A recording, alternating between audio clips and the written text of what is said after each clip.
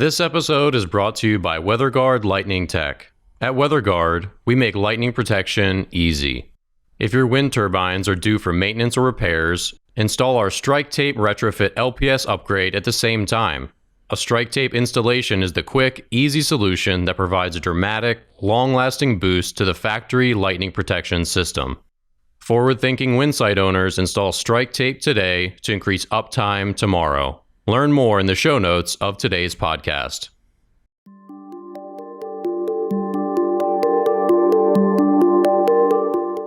Welcome back. I'm Dan Blewett. I'm Alan Hall. And I'm Rosemary Barnes. And this is the UPTIME podcast, bringing you the latest in wind energy tech, news, and policy.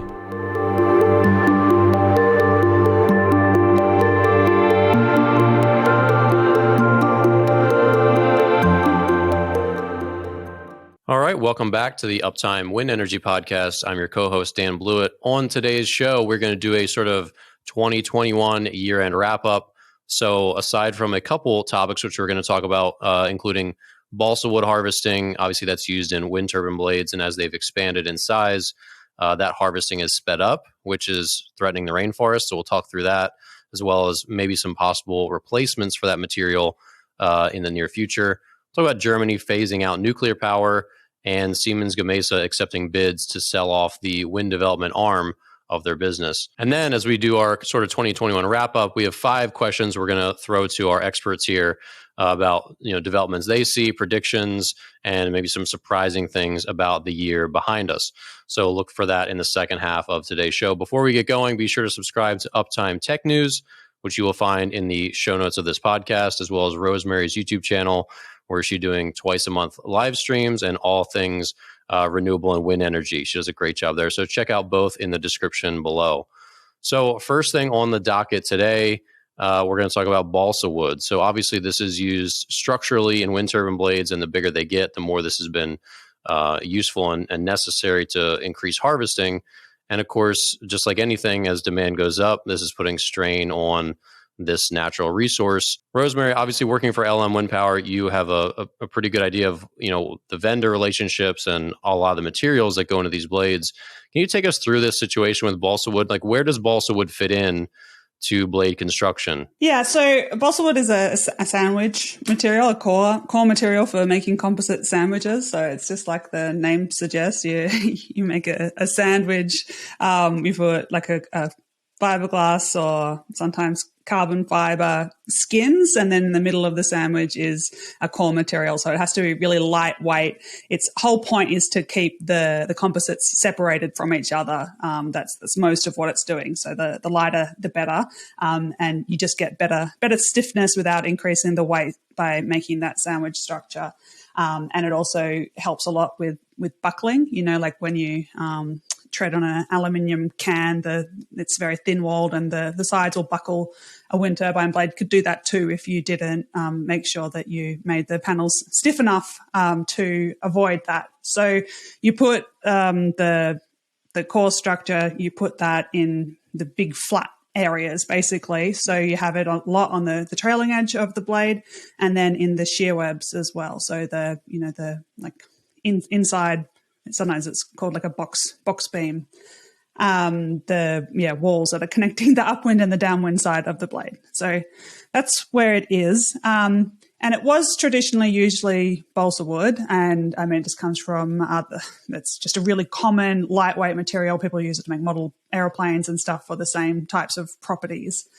It's definitely not the only core material that you can use. And actually, when I saw that we were going to be talking about this topic, I had to do some research because I was at LM from 2016 to 2021. And when I started there, I think pretty much all the shear webs were already made out of foam core material. So it's like a plastic foam, preferably made from recycled plastic bottles or something like that.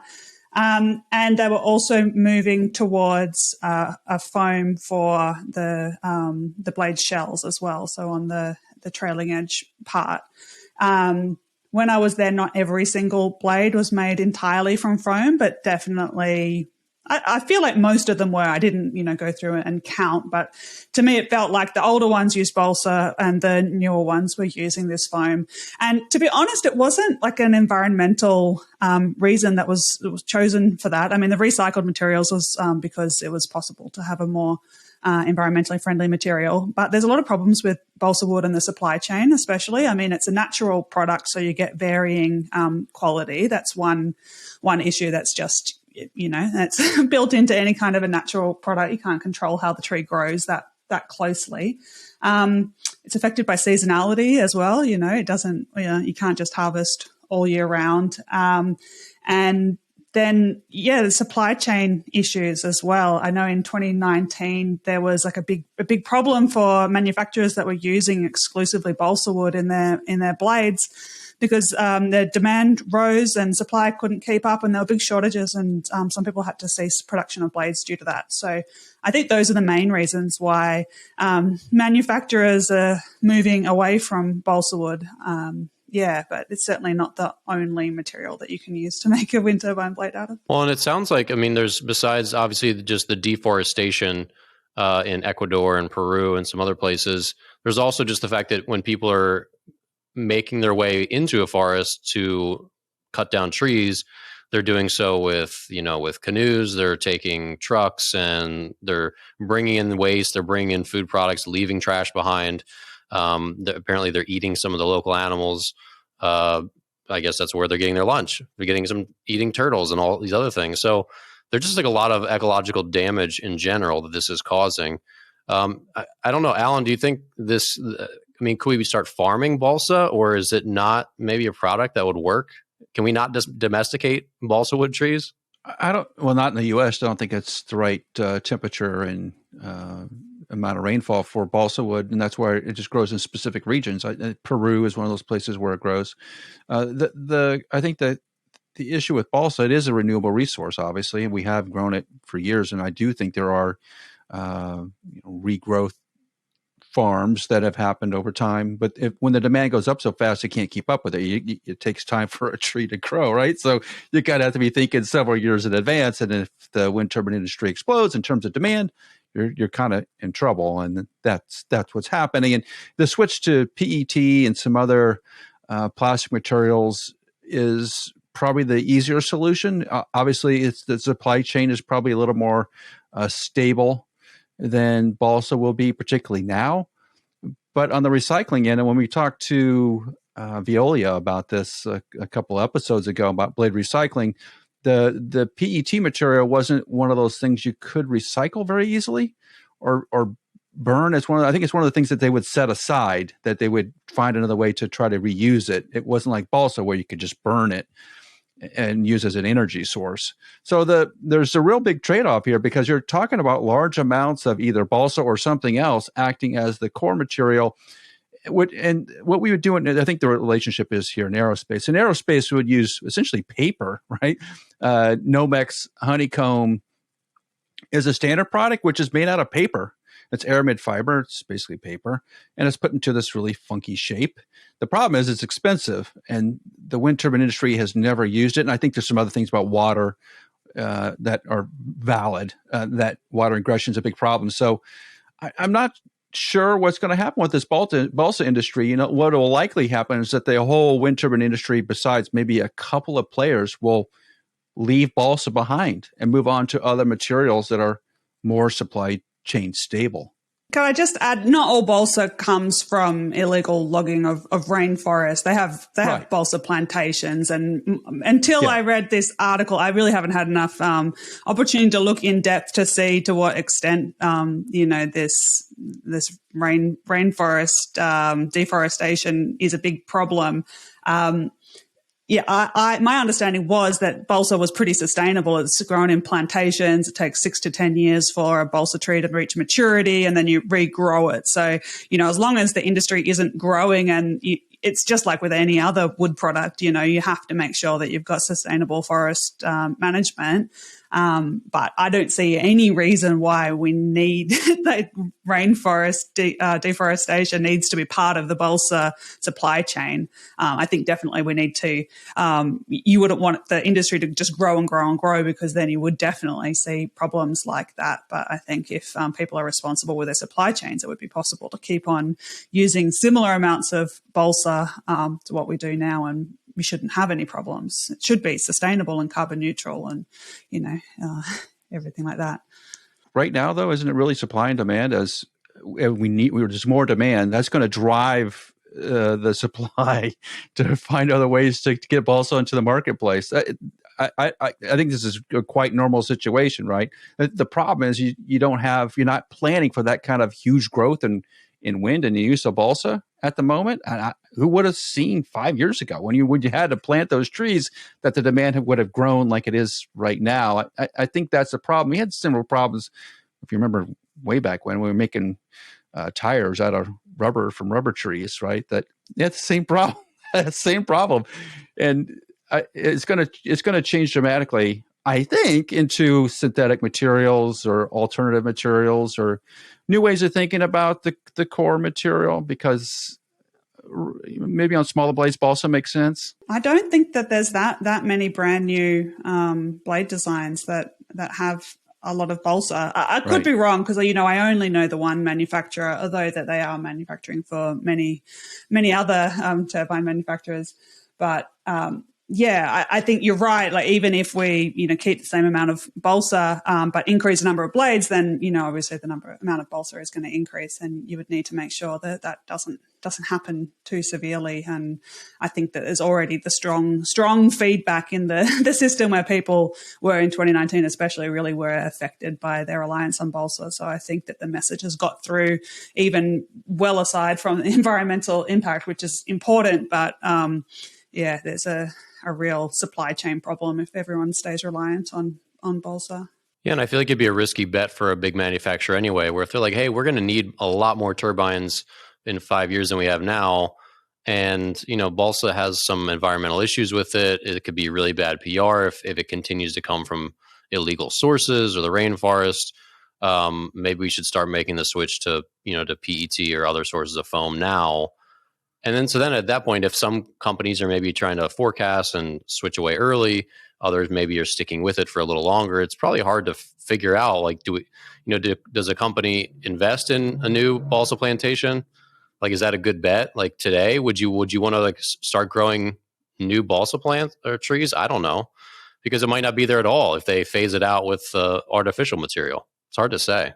And I should add, it's not totally trivial to just swap. It's not like you just keep your blade design exactly the same and then you swap to the foam. You have to, redesign and do a lot more testing. And manufacturers are always nervous to change something like that, because, they've got this history of dozens of different designs with their old materials. They know exactly how they behave in the field, and they're very confident that their test results in the lab or in the test hole, they're very confident that matches the reality of operational experience. And so it definitely isn't something you can just switch overnight in your factory. You're like, oh, hey, we've got rolls of foam now instead of rolls of balsa.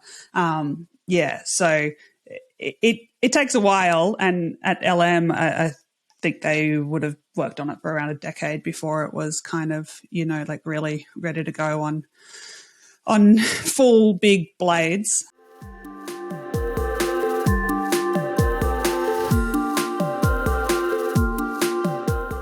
So let's switch gears here to Germany. So obviously the UK government is supporting the construction of the country's first nuclear power station in more than 2 decades, and it'll be in southwestern England. Yet at the same time, Germany is scaling back on their nuclear power in favor of natural gas. They're planning to phase out nuclear in 2022. Alan, why this shift as some countries, including the U.S., are starting to give nuclear a second chance? Why is Germany sort of going the opposite direction? It's part of a political movement, essentially. Watching some news stories come out of Germany in the nuclear movement, there's a big political action. Remember that Germany not long ago was East and West Germany, and they were in the middle of a nuclear showdown between the then Soviet Union and the United States. And the United States still has troops in Germany. And that sort of nuclear arms race then sort of got tied to nuclear power. And that's evolved over time, where nuclear power has been seen as being more dangerous than coal plants in some places, or more dangerous than natural gas. And the reality is that nuclear power kills a lot less people over its lifetime than coal or gas or anything else. It's one of the safest energy sources that we have. So the only explanation we are right now is it's just part of a political movement, and political movements can ebb and flow. And I think the real thing that will drive Germany to rethink it is really high energy prices coming from Russia. And nothing changes the populist opinion than hard times. That's likely to happen because of the choices the politicians have made. And they're backed by the electorate, clearly. And you see the same, no country's immune to this. Come on, America has gone through this numerous times and had reversed direction. That's okay. I think what my hope is that Germany doesn't get too far down the line where they can't do it, or they're going to have a lot of coal-fired plants to take the gap time to restart the nuclear. Rosemary, do you see that happening in Germany, that it's eventually going to have to bring on some coal plants just to tie them over so they can put some nuclear back in? Yeah, maybe. And I think we probably have already seen that as they've been reducing nuclear over the last few years since Fukushima. I think coal would have been shut down faster if it wasn't for that. It's hard to do both at the same time. I don't have strong feelings about nuclear. I think maybe I'm unusual in that respect, because most people seem to be very passionate one way or the other. I think, like you say, if you look at the overall safety numbers, it's one of, if not the safest method of generating electricity. Definitely much safer than coal, which has a lot of deaths associated from the particulate pollution. I think it's millions around the world each year dying from coal particulate pollution. So, it's better. And if I was in charge of Germany's energy transition, then I don't think that I would have prioritized shutting down nuclear. My main issues with nuclear are mostly just to do with the cost and whether it's the fastest, cheapest way that we can, move towards decarbonisation. And I know that the British plant is, it just keeps on getting more and more and more expensive. And if you ever get a British and a French person in the room together, if they're, energy nerds like us, they're definitely going to start talking about nuclear. And, there's going to be the Brits, some of them feel like they've been a little bit swindled, I think, when it came to this new nuclear power plant, because it is just so much more expensive than expected. And if you look at the price that they've agreed to pay from the electricity from it, it's high. No one's paying that much for offshore wind or any other kind of electricity generation. And I think in Australia, because I'm Australian, I'm in a slightly different situation when we don't have nuclear. It's illegal. Currently, it's not allowed by the law that we do develop nuclear. Maybe we will in the future, since we've now got this agreement to get nuclear submarines. For me, I've never been pro-nuclear for Australia, because I just don't see that we could develop that as fast or as cheaply as we could develop a fully actually renewable electricity grid. So that's my reason for opposing it in Australia. But for places in the world where they don't have those constraints, if they've got an existing nuclear industry, I think that you make your job harder by ruling it out. But I definitely think you can also make a system that doesn't use it. It's... I don't know, it comes down to economics at the end of the day, like most of the topics that we talk about.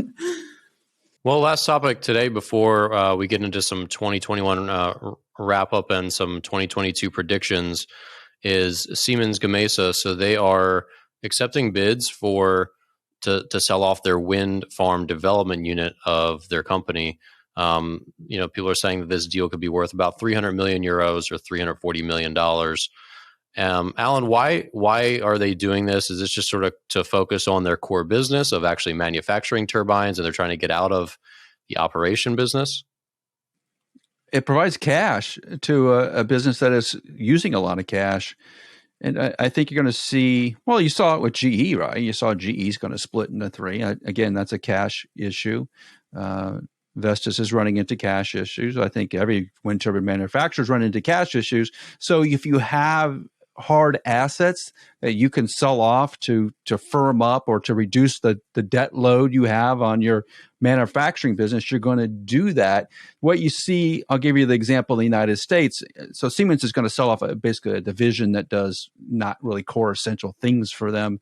But in the United States, what you're seeing right now, because of the prices of real estate, the companies that own real estate are selling that real estate. They're selling that real estate and then leasing the office space back. So if I had an office building and it was worth $10 million or $100 million, I would sell it. I would lease back so I get my employees back in that same building, and I would keep that cash, right? And that's what's happening across the world right now. So companies are becoming cash strained because of inflationary pressures or because of the raw prices of raw materials are going up. You need to have cash in that on that back end because the abilities of you to borrow money are going to be limited, I think. So you want to stash cash, which is what Siemens Gamesa is doing. And I think other wind turbine OEMs are going to be doing, if they're not doing it right now, they're going to be doing it within the next 6 months. I think this makes sense. Rosemary, do you see it that way as kind of a lot of these manufacturers are trying to just weather this storm where their margins have gotten thin and inflation's putting more pressure on them and the supply chain issues? You think maybe more of this will be coming? Yeah, probably. But it's kind of a short-term fix, isn't it? I mean, do we expect that the margins are going to go up again on wind turbines in 5 years? I actually have been changing my mind a little bit on this topic over the last couple of months. And partly it's because coming back to Australia, they have a bit of a different model here of development and, ownership operation of wind farms. It's nearly always the manufacturers, the OEMs that get the service agreement. And I actually listened to an interview with somebody from Vestas Australia recently, and he was saying that, there's a way bigger margin on their service division than there is on the turbines themselves. And so I can see that, going forward, it might be more, like when you buy a printer, the printer itself is really cheap, but then you pay a lot of money for the cartridges that you put in it. And I wonder if, they keep on having this price pressure on wind turbines, are we going to see the same kinds of business models develop in the industry where people accept, okay, a wind turbine itself has become basically like a commodity and, they feel interchangeable to the market. So then we need to make our money off service. And I haven't seen people selling off their service divisions yet, but it does feel like, the development could be part of that as well. Because I think that there's also some innovations to be made in the development and construction and service part than there is actually in the wind turbine itself. I think there's a lot of inefficiencies in the way that projects are run and, the order that construction projects get done. Sometimes, like you bring in the person to build the roads after you've got the whole wind farm laid out and they're like, oh, well, yeah, I can do it, but it's going to be really expensive to build the roads where you think they're going to go. If you had got us involved a few years ago, then we could have, done this much cheaper. And I mean, that's just one tiny example. I feel like there's opportunities to go through and really develop instead of just using construction methods from every other kind of construction project, if you could get somebody that was, like really doing the whole project from start to finish and developing wind farm specific technologies, I think that there's some money to be saved there. And I think that's where the main cost reductions for wind energy is going to come in the future. It's going to be from the construction and from the operation and service. So, yeah, I think it would be interesting. I hope that we see somebody, go in that direction and try and, think about the whole lifetime of the wind farm as a holistic thing and see how we can get improved efficiencies there. So I hope everybody doesn't sell off their development part, and I hope people, keep the service as well. Well, yeah, you don't really see this in other industries. I mean, even Apple, which has great margins on their phones, their laptops, right? You pay a premium for Apple stuff, especially when you compare it to like a similar, Windows computer. Even they want recurring revenue, right? They want that stability. You see this with all sorts of hardware products, especially the ones that are more durable, that don't have like the planned obsolescence in it. There's a baseball product that's a couple $1,000s that's marketed mostly to coaches. And it's clear to me that they have a tough time getting more revenue out of these people after they've sold them all one. They don't so they've been upping their subscription thing. This is as a side example, but you see this all over where people are like, yeah, we've made hardware. If we make really good hardware, we sell it once and then we got to find more customers, where it's probably easier just to continue to extract cash from your existing customers rather than continue to find new ones. So I don't know. I think probably to be well-rounded, you'd want to keep all these arms, but maybe it's just a short-term thing. I don't know, Alan. I mean, have either of you heard about the McFlurry thing? The FCC in the US is actually investigating McDonald's and this company, Taylor, that manufactures their ice cream machines. Have either of you heard the story? No. What? There's a really interesting YouTube video about this. If you know McDonald's, you know that their ice cream machines are kind of constantly broken, right? Right. Yet they're manufactured by this company, Taylor, which manufactures Wendy's, like all the other places, ice cream machines. Theirs are almost never broken. Like 1% downtime, McDonald's is like 15% downtime. Right. Someone looked into this, and it seems like there's some real serious collusion between McDonald's and this company about keeping them broken, because it's like a $30 or $40 million service contract that they made like a significant chunk of their money on service because of these broken McDonald's machines. And the FCC is now looking into it, which is so funny that they're like, the FCC is sending a investigation about their ice cream machines. But it's a real thing. It's really fascinating. There's a really good YouTube video. I'll link to it in the description. It's very fascinating if you like McDonald's hot fudge sundaes. But I can totally believe that. Well, I that raises an interesting point, actually, that you're talking about really a subscription model for wind turbine operations. Well, how do you do that? You provide the service, right? It becomes a subscription model because you have to continually pay to keep your wind turbine serviced, right?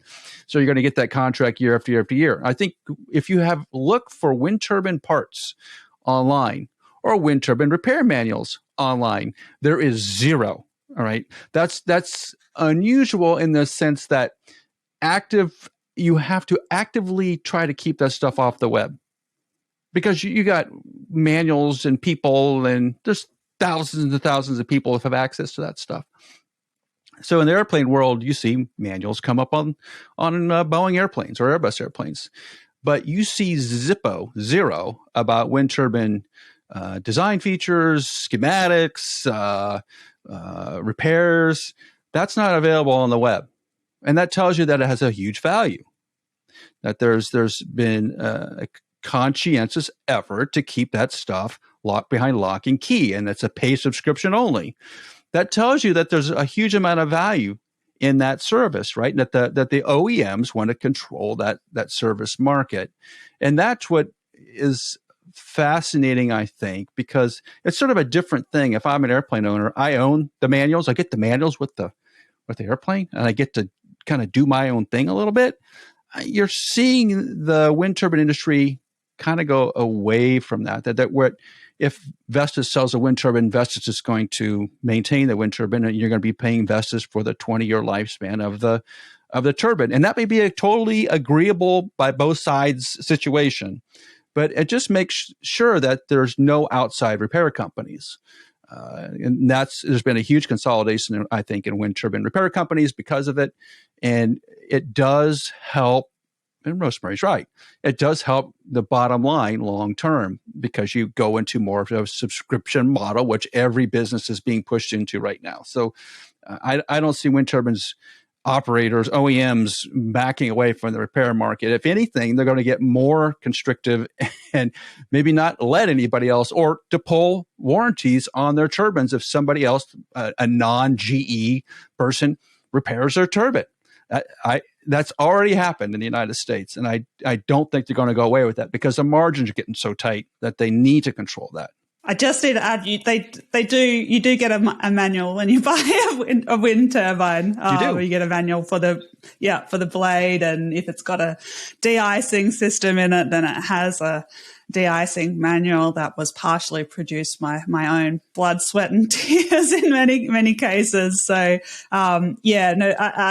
I don't know why they haven't found their way onto the internet, because they definitely, I mean, other than in Australia, there are plenty of owner operators that have nothing to do with the OEMs. So I can't see what's stopping them from putting it up on the internet. Maybe they, very often they're not reading them. I know that for sure. They're like, oh, is there a manual that came with this when they have a problem a few years later? And you're like, yeah, that maintenance manual, it had a whole bunch of things that you're supposed to do if you wanted to keep your warranty. And they're like, oh yeah, right. No, we didn't do any maintenance. No. So yeah, maybe that's the conspiracy, is that people find these documents very boring and just don't look at them. I can confirm that they are boring. So possible, but anything that has value, like a wind turbine, where it's a couple $1 million to buy the thing, the manual is worth something. And weirdly enough, you never see manuals online. And I can go on to the technicians forums, and I can see technicians asking every day, does anybody have a schematic for XYZ? Does anybody have the repair manual for this bearing configuration? Or for this oil cooler or whatever it is? You just don't see it, right? And I think in every other part of humanity, I can find a manual for my refrigerator that was manufactured in 1990, right? Now, that doesn't make any sense when I can't find something from a wind turbine manufactured in 2000. There's something going on there. I'm not a conspiracy theorist here, but it does seem like there's a lot of controls about what gets out. I would disagree. I mean, maybe your 1990 refrigerator that no one cares about or even imagines is still running, but the right to repair movement in the US is like actually getting some steam now, because it is. I mean, with your Apple product or a car or a John Deere tractor, like people are like, I own a $250,000 combine. Like, farmers are right at the forefront of this right to repair movement. They're like, I own this $250,000 combine. I'm not allowed to fix it without taking it to and this is starting to move in Congress. And there's actually a couple of prominent YouTubers, one specifically, Louis Rossmann, who's a computer repair guy in New York, has a huge YouTube following, and he's been like really using his platform to push right to repair, because whether it's a turbine or an iPhone, it's like, I own it. Why can't I fix it? And you're right that they want to keep this valuable intellectual property locked up, so that you have to pay technicians and pay their rates and do all that. So that's exactly. So we'll see how all that fleshes out. Man, it's interesting. The right to repair movements are really interesting to follow in the U.S. So let's jump to end of year questions. Number one, we're gonna get right into it. Rosemary, we'll start with you. Most surprising development in wind energy or renewable energy in general here in 2021. Yeah. Okay. So mine is mostly a solar thing, but also a bit wind. So it's about the South Australian electricity grid, which is it's connected to the rest of the east side of Australia, but they kind of, it's just got a couple of interconnectors. So it's a gigawatt scale grid. And so I think it was actually in 2020 that for the very first time it became the first gigawatt scale grid in the world to run purely off solar.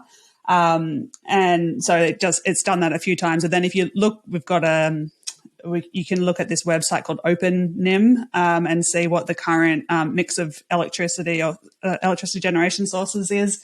If you go on the South Australian grid, I saw last Sunday from 7:30 a.m. to 7:30 p.m. It was they were making more than enough wind and solar power to power their grid, and so they were exporting some. So even it's got a huge proportion of that is from rooftop solar. So the record for rooftop solar is 88.7% of South Australian demand was met by rooftop solar on its own. And they're expecting that sometime soon that's going to reach 100%. Their grid overall was in the last 12 months 62.3% wind and solar. So, I mean, we have a lot of grids in the world that are close to 100% renewable, but they always use a whole lot of hydro and sometimes geothermal, which are much kind of easier to handle as an electricity source, because hydro, at least it's controllable, and they're more constant. So I think South Australian grid is really changing what people think is possible for grids served by variable renewables.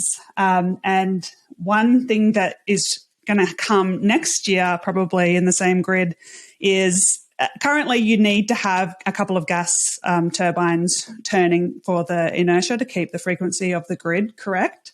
And they are actually they're getting a few. Right now, they're commissioning 4 synchronous condensers, which is a way to it's a way to set the grid frequency without having any kind of thermal generation in the system. So I think probably next year we'll see periods where the grid is operating without any kind of fossil fuel in it whatsoever. And I think that's really exciting because it shows what you can do with purely variables, which I think a lot of people would be surprised to see that you can already take it that far, 62.3% wind and solar over the last 12 months. So, yeah, I'm really excited for what's happening there. Alan? I think there have been 2 big changes over the last year. First is recycling, that we went from essentially burying all blades in the springtime of this year to now massively pushing recycling around the world. And that happened in a matter of weeks. I think the engineers behind it were working for years before they had to get the go button and say, all right, we got to turn it on because the PR and the press is bad. So we needed to turn blade recycling on.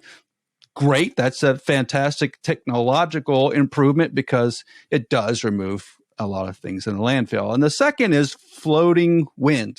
And we're just really getting started with it, but there's still a lot of technology that needs to be sussed out. There's some interesting concepts. We're going to be doing some of them in the next year, 2, 3 off the coast of the United States. And obviously, so there are some being developed elsewhere. But the floating wind is going to be fascinating because there's just so many slightly different variations to solving the same problem. Which one's going to be the most effective? We still don't know. So the engineers are going to be working overtime to figure that all out. All right, let's go to a quick question here. So in 2022, Rosemary, do you see that we'll have more development of wind farms, or will we see some sort of slowdown or plateau because of inflation and some of these other pressures on costs and supply chain that we've seen with developers? I think we'll see more and more every single year for another couple of decades. That's my prediction. I think that the forces driving increased construction are stronger than the forces that are holding it back. So I think we'll see an effect of the supply chain issues with costs, but not with speed of rollout. That's my prediction. Okay, inflation be damned. Alan? There's going to be more leases, and there's going to be more land acquisitions, but leases offshore. That will continue to ramp up its already accelerated pace. I think in terms of installs, they're going to slow down. I think they're going to try to find the least costly way to get these turbines into the water, which will typically mean going a little bit slower. So although you're going to see the development happen, it's not going to happen as rapidly as we may like. I think the second piece to this is the involvement of Chinese-based wind turbine manufacturers in Europe and possibly in the United States. We're already seeing it this week with the announcement that one of the Chinese manufacturers is talking about building a wind turbine manufacturing site in the UK, and it's already got approval from the UK government. There's going to be more of that. It's going to be more of a push as prices are driven down and there's less margins. You're going to see China step into that void. So you're going to see more development, but the really interesting piece, I think, is going to be the China aspect and how countries are going to deal with that. We should make a bet and check back in next year. But we're talking onshore plus offshore, right? If we have more gigawatts installed in 2022 than 21, then you owe me $100. No, I mean, come on. How does that work? You said there's going to be less. You said it's going to slow down. No. I think less gigawatts. I think, well, they're talking about 30 gigawatts by 2030. They're going to get there, but it's not going to happen in the first couple of years. It's going to be ramped towards 2030. They're going to wait until the economic conditions are better. Do you think there'll be more gigawatts installed in 2022 than there were in 2021 or less? It's going to be roughly the same or maybe a little bit less. If inflation is at 7 to 9%, like it's about to be in the United States, you will see less. I think you'll see a lot of refurbishment happen. That taking existing wind turbines, putting new generators and blades on them because that's the least expensive option. Onshore will happen. Offshore is a little bit different animal because you have the federal government pouring so much cash into it in the United States that it may balance out anyway. There may be enough profit in it just to keep going. But inflationary pressures are real, and they will slow down an economy greatly, especially if we just announced in the United States we're going to have, I think, 3 or 4 scheduled increases in interest rates. The interest rates which banks get charged by the federal government, essentially, or what banks can charge themselves. So that has pressure on everything. And having lived through a couple of those, it's going to slow down. And the question is how much. Okay, well, I propose a $100 Ben & Jerry's gift card as the wager. And if you guys don't want it, whoever the winner is, you can just give it to me. So, no big deal. All right, moving on. Question 4, where do you think we'll see the biggest job growth in 2022? It being in technicians or engineers? Do you see obviously there's been a big push for more diversity in the workforce. Do you see more female engineers or engineers of color? What do you see flowing into wind energy next year? I think, yes, lots more service technicians. But what I see in terms of engineers, lots more in operations. I know I get asked a lot by a lot of people, do I know engineers with electrical or renewables background that want to come work on their operations team? So anyone with that background should get in touch because I know lots of people that want to hire you. I think that we're going to see people get a lot more smart about operations.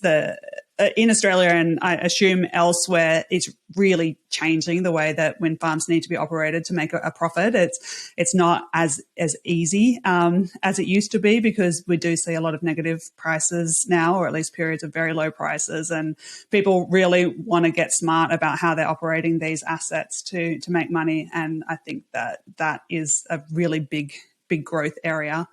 In terms of more diversity, I wish, I would love that. The last wind energy conference I was at was shockingly male dominated. It really did take my breath away when I walked into the room the first time, and I felt I was followed around by the photographer just to make sure that there were some women in their photos from the event.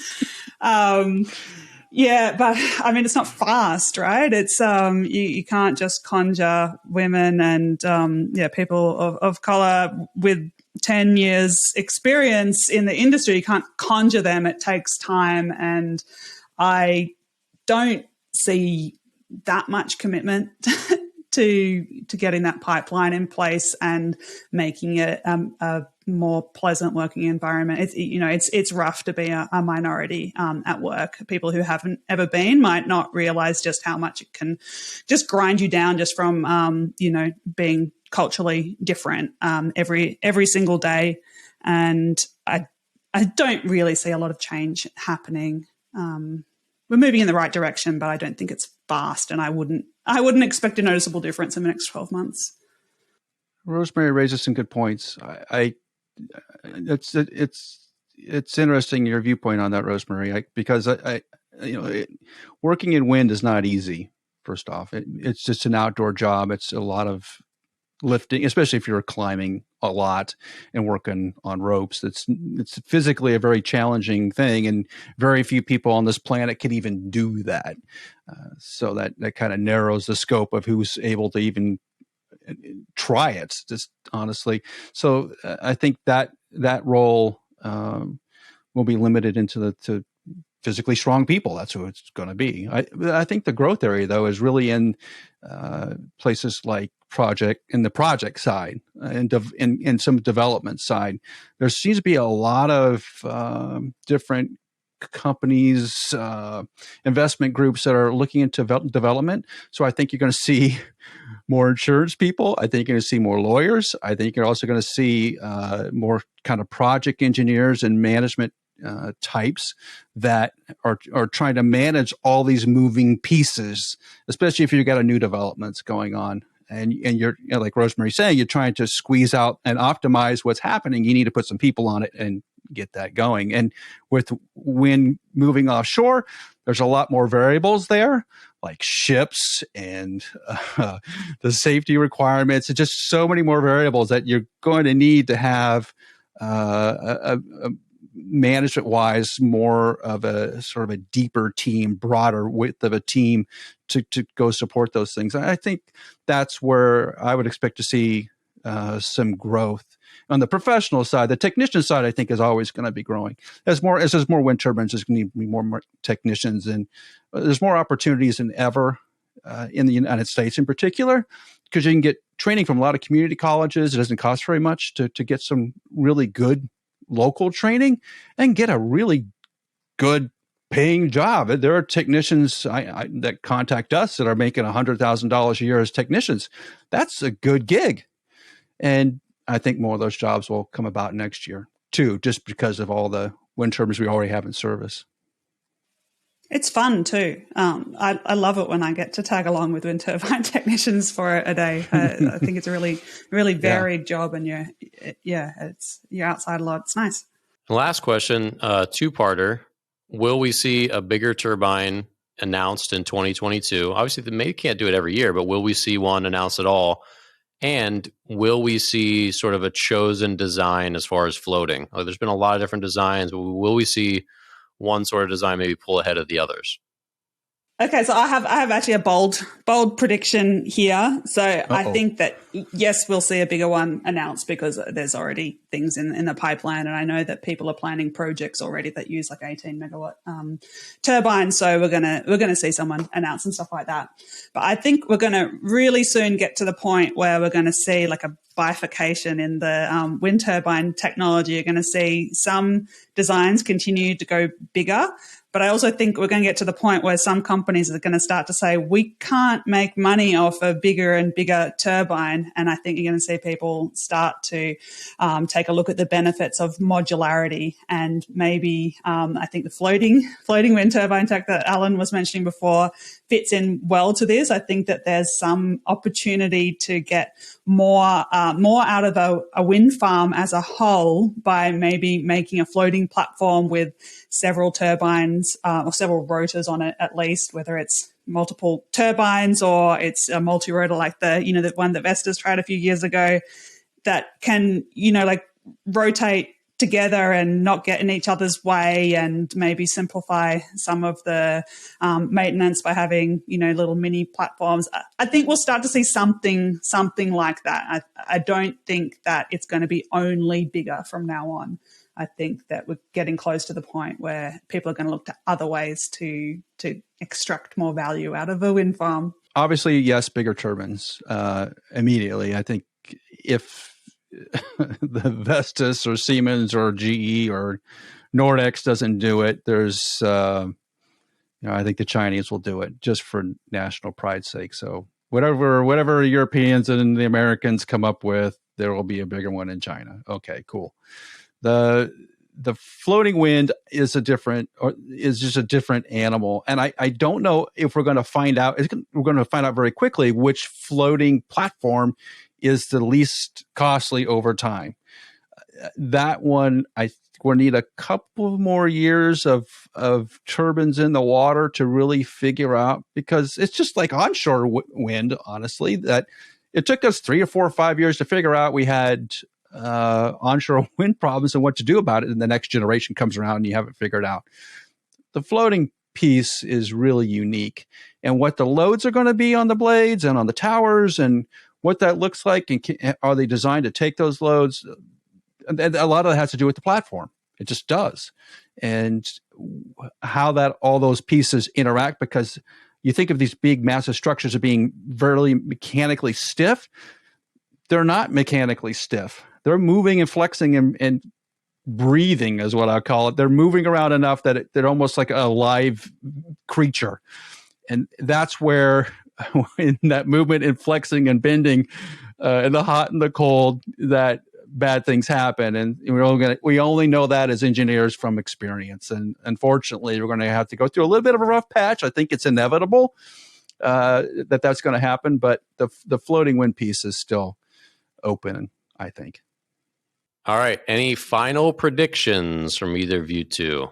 Yeah, I have one. I think 2022 is going to be the year of virtual power plant, and especially for virtual power plants that include homes in the mix, or focus on homes. So, houses that have rooftop solar, houses that have batteries, maybe they have an electric vehicle. We're seeing in Australia now, we've got such a high penetration of rooftop solar, and people are starting to, really screw back how much money you can get by supplying that to the grid. But it's kind of, in a way, it's kind of unfair because there's no time of day component to it. So, if you're supplying your solar power in the middle of the day when prices are negative, you get the same price, low price, as if you're supplying it in the evening from your battery when, prices are very high. And I think that business models that can take advantage of that inefficiency and give some of that value to households, that can be very powerful. There's, in Australia at least, there's a huge amount of rooftop solar.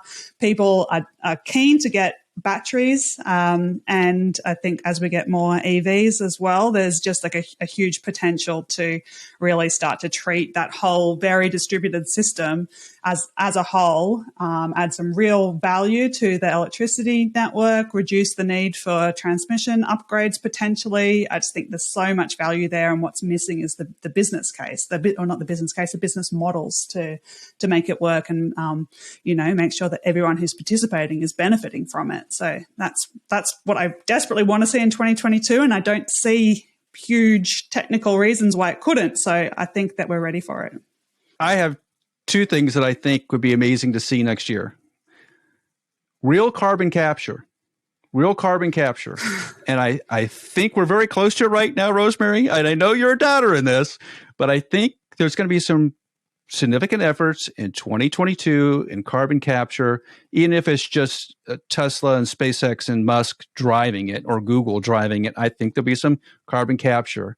The second one I think is I think it's coming because the way energy prices are going to be in the United States is floating storage, floating battery storage. So this company in Japan that has a floating battery storage, I think that's a real thing. I think there's a possibility that floating battery storage will help the offshore wind industry. I think those two things are likely to happen. That is very interesting. And I do agree about the carbon capture, because the price of carbon price is going very high. I think over €100, or it's expected to be soon. And can I just add that billionaires that are flying private jets should all be offsetting their carbon with direct air capture, or something that costs a lot, but is, very robust and verifiable. Help them get the cost of that technology down, so that in 40, 50, when we need it, it's there. So all the billionaires that listen to this podcast, and I know that there's a lot, please start offsetting your private jet flights with direct air capture. I personally want you to continue on those jet flights, because that keeps revenue into my company. So I need people to be flying. So keep flying as much as you possibly can. The airplane industry is doing a ton of energy improvements and carbon dioxide reductions on the way that they fly those aircraft. But I need people to be flying. So I agree with Rosemary that we should all reduce the amount of carbon dioxide in the atmosphere. And I think carbon capture is the way to do it. Whoever decides to step up and do it, I just don't care. I think it's going to be something that the world will grab hold of here, hopefully in 2022. All right. Well, that's going to do it. Thanks, number one, for listening this past year. We've reached 90 plus episodes, closing in on the big 100. So thank you for being a great listener and sharing the show and all that. So we appreciate you. We've grown a lot this year, and we can look forward to a great 2022. So thanks again. Be sure to subscribe to the show, share with a friend. Have a safe and happy new year, and we will see you here in 2022.